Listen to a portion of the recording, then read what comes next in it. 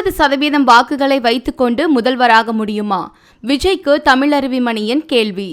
தமிழருவி மணியன் தலைமையிலான காமராஜர் மக்கள் கட்சி தமிழ் மாநில காங்கிரஸ் கட்சியுடன் இணையும் விழா கடந்த சனிக்கிழமை ஈரோடு வில்லரசம்பட்டியில் உள்ள ஸ்ரீ லட்சுமி துரைசாமி மண்டபத்தில் நடைபெற்றது. இந்நிகழ்ச்சியில் தமிழருவி மணியன் தலைமையில் காமராஜர் மக்கள் கட்சியினர் தமாக தலைவர் ஜி.கே. வாசன் எம்பி முன்னிலையில் தமாகவில் இணைத்தனர். இவ்விழாவுக்கு தமாக கட்சியின் மாநில பொதுச் செயலாளர் யுவராஜா, துணைத் தலைவர் விடியல் சேகர், மாவட்ட தலைவர்கள் விஜயகுமார் சண்முகம், மாநில செயற்குழு உறுப்பினர் சந்திரசேகர் ஆகியோர் முன்னிலை வகித்தனர். இவ்விழாவில் தமாக தலைவர் ஜி.கே. வாசன் உரை நிகழ்த்தினார். அவர் தனது உரையில், இந்த இணைப்பு விழா தமாகவினருக்கு உணர்வுபூர்வமான விழா. தமிழருவி மணியன் தலைமையிலான காமராஜர் மக்கள் கட்சி நம்முடன் இணைவது தமாக கட்சிக்கு யானை பலம் சேர்ந்திருக்கிறது என்று தெரிவித்துக் கொள்கிறேன். முத்துடன் மாணிக்கம் சேர்வதைப் போல் தமாக எனும் தங்கத்துடன் காமாகா எனும் வைரம் சேர்ந்திருக்கிறது. நேர்மை, எளிமை, தூய்மை ஒன்றாக சேர்ந்திருப்பதை உலகத் தமிழர்கள் வரவேற்கிறார்கள். இவ்விரு கட்சிகளுக்கும் மகாத்மா காந்தி, பெருந்தலைவர் காமராஜர் மற்றும் தமாக தலைவர் மூப்பனார் ஆகியோர் முன்னோடிகள், வழிகாட்டிகள். அந்த வகையில் இந்த இணைப்பானது ஒரு லட்சிய இணைப்பு, ஒரு கொள்கை இணைப்பாகும் என்று குறிப்பிட்டார் ஜி.கே. வாசன்.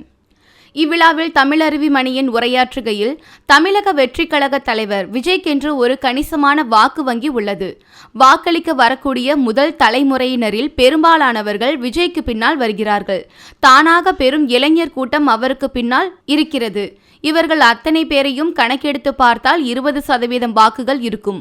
ஆனால் இந்த 20% வாக்குகளை வைத்துக்கொண்டு அவரால் முதலமைச்சராகி விட முடியுமா என கேள்வி எழுப்பினார் தமிழருவி மணியன். காங்கிரசுடனான கூட்டணியை விஜய் விரும்புவதாக குறிப்பிட்ட தமிழருவி மணியன், தமிழகத்தில் காங்கிரசுக்கு 3 முதல் 5% வாக்குகள் உள்ளன.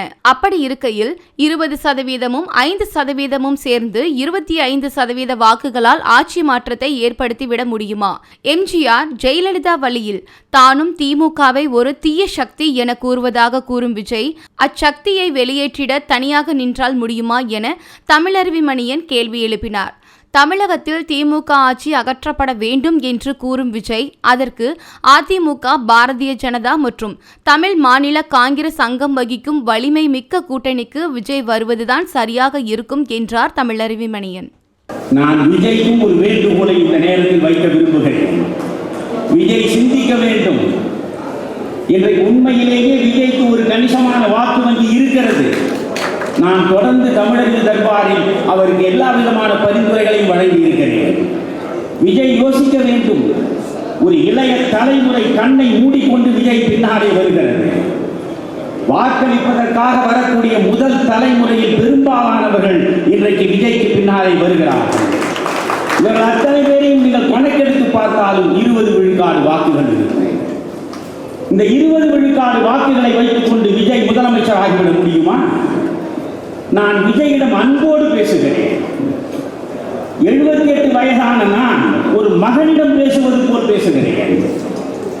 இன்றைக்கு நீங்கள் 20 விழுக்காடு வாக்குகளை வைத்திருக்கிறீர்கள்.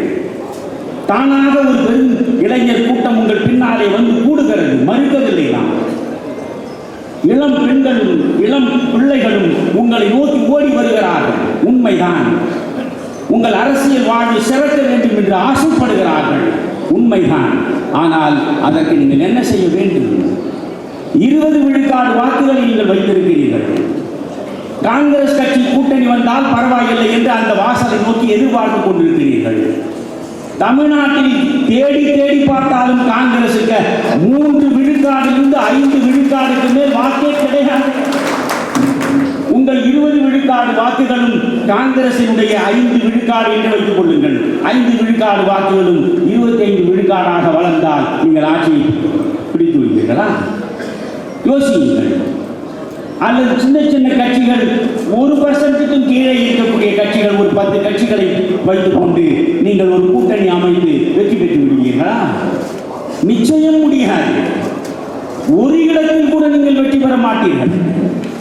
20 விழுக்காடு வாக்கும் வீணாகி போகும், விரயமாகி போகும். நீங்கள் வாழ்வற்று போவீர்கள்.